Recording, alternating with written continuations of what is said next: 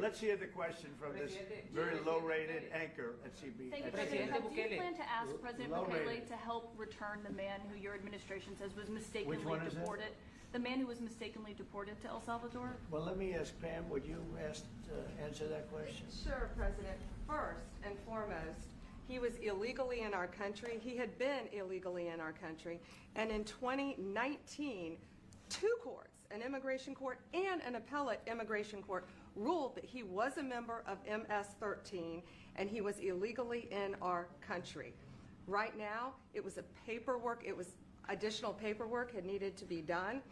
That's up to El Salvador if they want to return him. That's not up to us. The Supreme Court ruled, President, that if, as El Salvador wants to return him, this is international matters, foreign affairs, if they wanted to return him, we would facilitate it, meaning provide a plane. So will you return him? And you are doing a great job. Thank you. Thank you. Stephen Miller, wait a minute. Could you just also respond to that question? Because, you know, it's asked by CNN, and they always ask it with a slant, because they're totally slanted, because they don't know what's happening. That's why nobody's watching them. But would you answer that question also, please? Yes, gladly. So, as Pam mentioned, there's an illegal alien from El Salvador. So, with respect to you, he's a citizen of El Salvador. So, it's very arrogant even for American media to suggest that we would even tell El Salvador how to handle their own citizens as a starting point. As two immigration courts found that he was a member of MS-13. When President Trump declared MS-13 to be a foreign terrorist organization, that meant that he was no longer eligible under federal law, which I'm sure you know, you're very familiar with the INA, that he was no longer eligible for any form of immigration relief in the United States. So he had a deportation order that was valid, which meant that under our law, he's not even allowed to be present in the United States and had to be returned because of the foreign terrorist designation. This issue was then, by a district court judge, completely inverted, and a district court judge tried to tell the administration that they had to kidnap a citizen of El Salvador and fly him back here.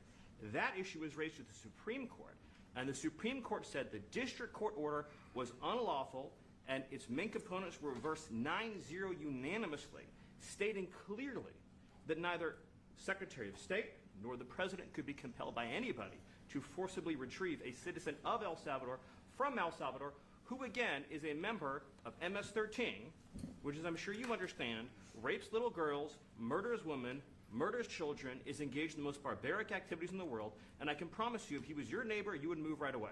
So you don't plan to ask for anyone to get him back? And what was the ruling in the Supreme Court, Steve? Was it 9-0?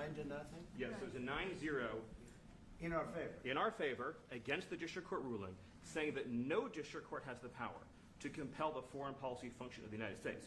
As Pam said, the ruling solely stated that if this individual, at El Salvador's sole discretion, was sent back to our country, that we could deport him a second time. Well, no version of this legally ends up with him ever living here because he is a citizen of El Salvador. That is the president of El Salvador. Your questions about it, per the court, can only be directed to him. I asked President Presidente Bukele, can President Bukele weigh in on this? Do you plan to return him? Well, I'm suppose you're not suggesting that I smuggle a terrorist into the United States, right? It's always how can I smuggle? How can I return him to the United States? Like I smuggle him into the United States, or what do I do? Of course, I'm not going to do it. It's like, I mean, the question is preposterous. How can I smuggle a terrorist into the United States? I don't have the power to return him to the United States. But you can release him inside El Salvador. Yeah, but I'm not releasing. I mean, we're not very fond of releasing terrorists into our country. I mean, we just turned the murder capital of the world into the safest country of the Western Hemisphere, and you want us to go back into the releasing criminals so we can go back to being the murder capital of the world? No, that's not going to happen. Well, they'd love to have a criminal, released into I mean, there's a fascination. They would love it. Yeah. They're sick. These are sick people. Marco, do you have something to say about Yeah, I mean, Stephen outlined it. I don't understand what the confusion is. This individual is a citizen of El Salvador. He was illegally in the United States and was returned to his country. That's where you deport people, back to their country of origin. Except for Venezuela, that wasn't refusing to take people back, or places like that. I can tell you this, Mr. President. No, the foreign policy of the United States is conducted by the President of the United States, not by a court. And no court in the United States has a right to conduct the foreign policy of the United States. It's that simple. End of story. And that's what the Supreme Court held, by the way, to Marco's point. The Supreme Court said exactly what Marco said, that no court has the authority to compel the foreign policy function of the United States. We won a case 9-0, and people like CNN are portraying it as a loss, as usual, because they want foreign terrorists in the country who kidnap women and children. But President Trump, his policy is foreign terrorists that are here illegally get expelled from the country, which, by the way, is a 90-10 issue. Well, Mr. President, you said that if the Supreme Court said someone needed to be returned, that you would abide by that. You said that on Air Force One just a few days ago, and they said that it must be facilitated. Why don't you just say, isn't it wonderful that we're keeping criminals out of our country? Why can't you just say that? Why do you go over and over, and that's why nobody watches you anymore? You know, you have no credibility. Please, go ahead. President Trump, thank you so much. How many illegal criminals are you planning on exporting to El Salvador? And President Bukele, how many are you willing to take from the U.S.? All right, I just watched this press conference. I think I'm a bit speechless, but I'm forcing myself to try to say something. What has me speechless is the not just bold-faced lies, the complete turning upside down of the facts and the truth. Claiming that the 9-0 vote in the Supreme Court directing the Trump administration to facilitate the return of Kilmar Abrego Garcia was somehow a vote in support of the administration's position. That was somehow a vindication of them and a decision against the lower court.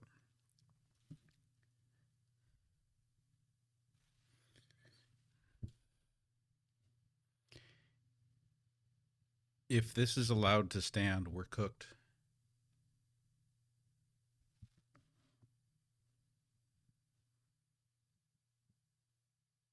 We're cooked. If this is allowed to stand, anybody can be sent anywhere based on the government saying who you are and what you did and what you're guilty of and where you belong. Because Kilmar Abrego Garcia was not afforded due process. Due process is the means by which you determine, you give someone the chance to speak on their behalf, to make their case that they are not a gang member. You try to make your case that they are a gang member or that they are undocumented, or they try to make the case that they do have legal status. Like, due process is where you go through all of that. Those of you who say that, no, we're only doing this to criminals or to people who are here illegally, well, how do you know that? How are you going to know that? Because what is going on is handing the administration a blank check to make the decision about who is what. So if they can do it to Kilmar Abrego Garcia, they can do it to any of us. And we won't have a chance to argue before we are gone. We're out of U.S. jurisdiction, and then the administration wipes their hands of it and says, sorry, we can't do anything. That's up to the other country, the other president.